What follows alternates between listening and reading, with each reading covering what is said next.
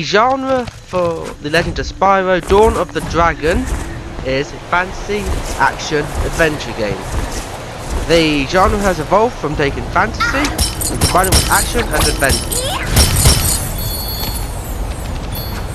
The semiotics of The Legend of Spyro Dawn of the Dragon. Science-wise, there's hardly any science. You've got the elements, science of each character's elements, which you're seeing right now. I'll tell you what element they are as well as the sound that you used in it. You also have the signs which are used for your elite enemies, your mana upgrades, your health upgrades, your experience, and your armor. Colours that are used here, they're all dark colours. Except for the light ones, there are a few bits of light round here. It's all because it's needed. It's right when twilight falls, because twilight meaning dark. So they have to use dark colours here. Also make it night.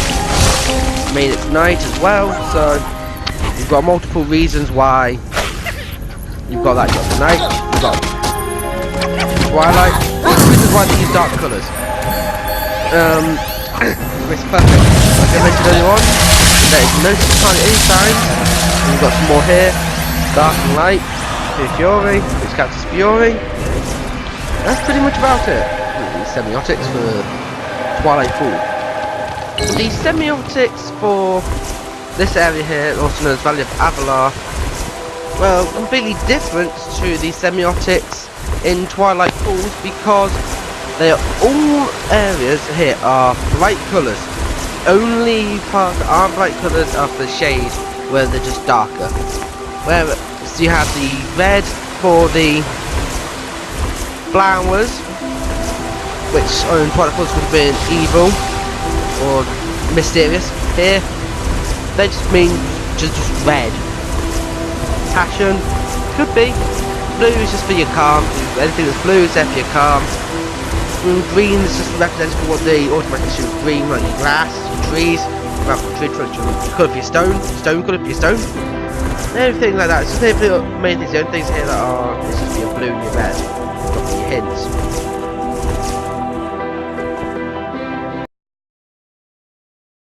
And the Spyro Adventure, I would count as a parody, even though some people may not. It's because, in a way, it's not as Spyro and Cinder as we know.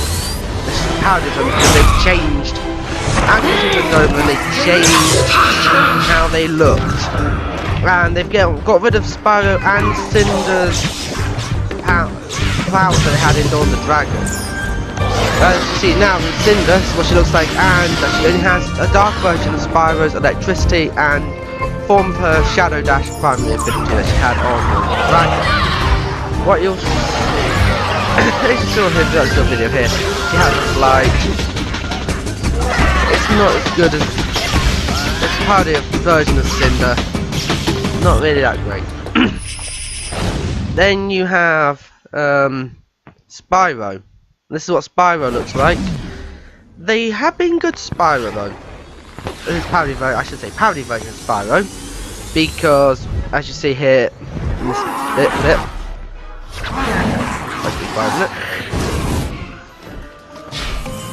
they have kept they haven't changed Spyro's powers. They have, however, got rid of his other power elements they had in Dawn of the Dragon and kept him with Fire. And they did give him back his charge that he had in the first few games he was in that form Spyro was in, but they changed it to fire charge instead of ordinary charge.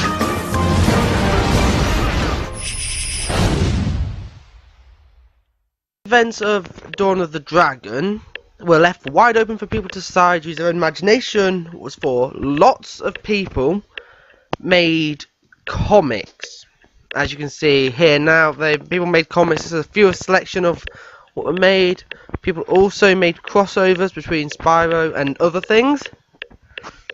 Some comics you can find online on YouTube have got music to them, so they've used some songs from online as well to put them on to back up, so you don't have to listen to them in silence. And then some people also made music videos of Spyro.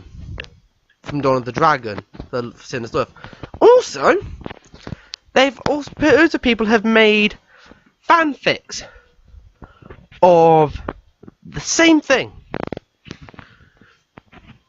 You can go online on Internet Explorer Chrome and just type in Spyro fanfics like I've done here, and there's about 145,000 results will come up. And they've of random things, so you could just go on there and type what you want. For someone you want, you'll do that and it'll come up.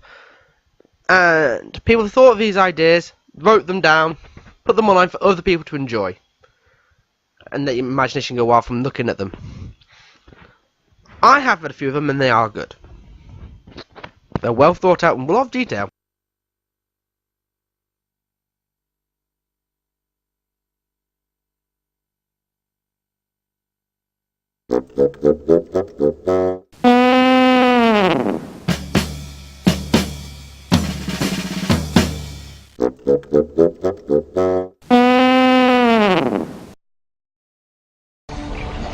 Structure of Dawn of the Dragon is a multi-strand, which is a non-linear, and closed structure, which is linear.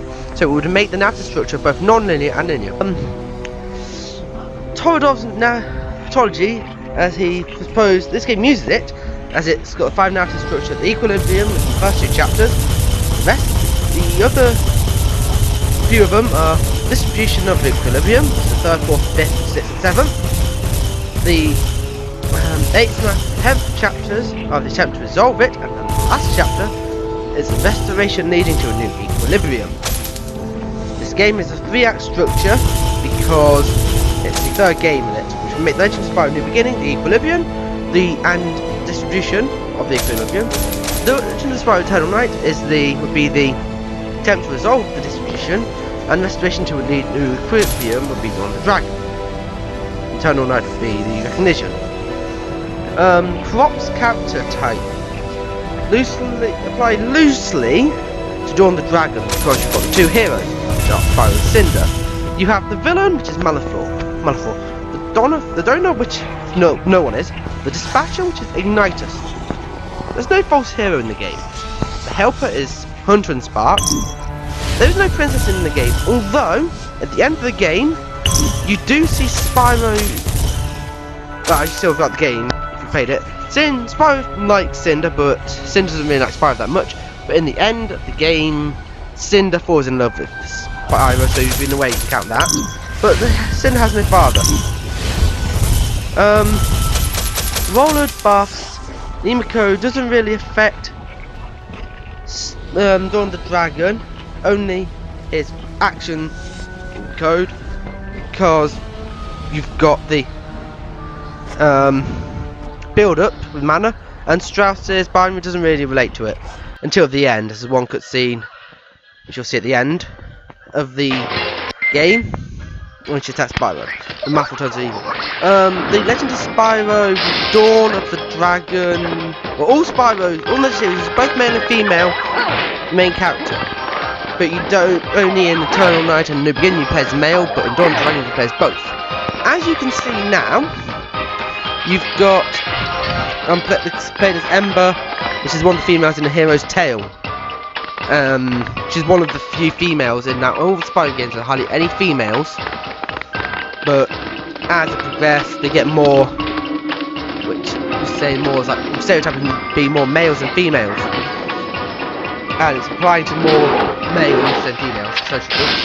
But when you get to the end of Spyro games being released, and to get to Dawn the Legend series, you've got more females there, so it entices you more females to play the game. But the only female that you see in the Legend series, and the only female that you have for all 3 of them would be Cinder, as you have Sparks' mum in the first one. There's not hardly any females in the second one, and when you get to the final one, you've got Cinder. So all 3 of them come through. So you've got a lot of females throughout the entire game. In this next in this next scene, after this one's finished, you will see Levi Strauss's binary of opposites in the only bit I could tell in the Legend of Spyro Dawn of the Dragon that uses it, which is at the very end of it when, like I mentioned earlier on, when Manifold takes control of Cinder and turns her against Spyro.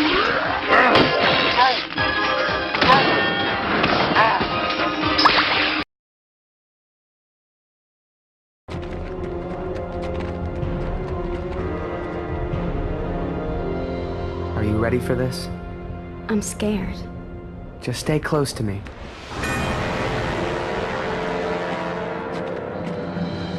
At long last, my guests have arrived. Please, come in. Such determination to get here. It seems we share other qualities besides that of our color. No, I'm nothing like you. Do you think so? We'll get to that. Don't listen to him, Spyro. Don't listen to anything he says. You're so weary. Allow me to make you more comfortable. There, that's better, isn't it? The least I do for you, Cinder.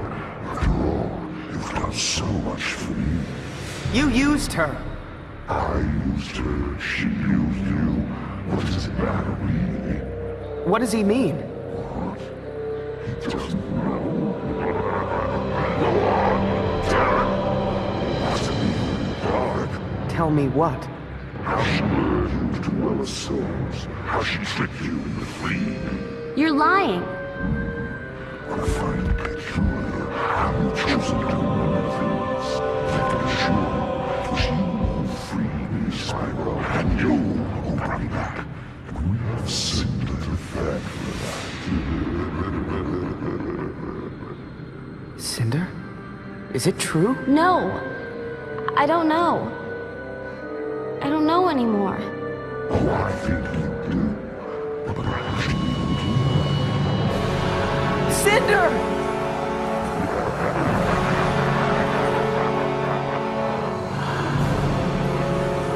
Cinder! No! I should have warned you.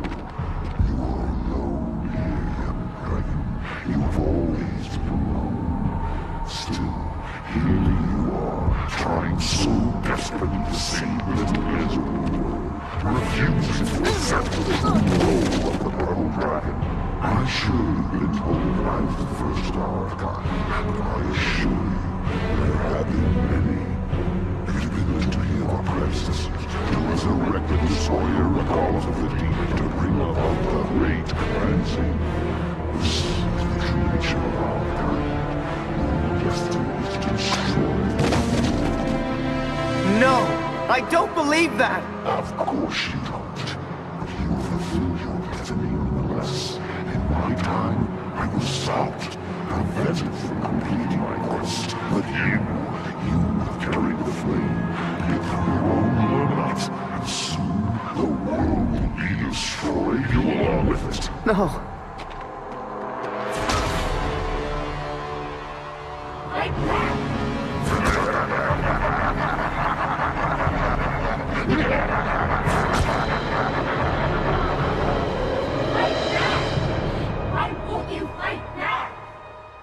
Because you've left me nothing to fight for.